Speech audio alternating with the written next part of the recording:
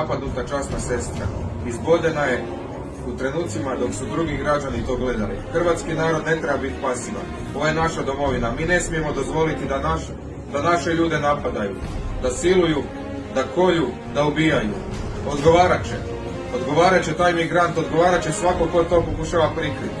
Mediji pišu da je napadnut od strane nepoznate osobe. Iz pouzdanih informacija više ljudi nam je potvrdilo kako je to upravo bio napad migranata koji je u trenucima napada vikao Allahu Akbar.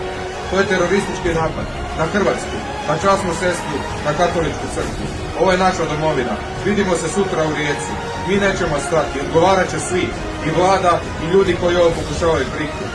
I gospodin Andrej Plenković i Tomislav Tomašević i cijela partija. Partija koja je prodala ovu domovinu. Vratimo Hrvatsku Hrvatima.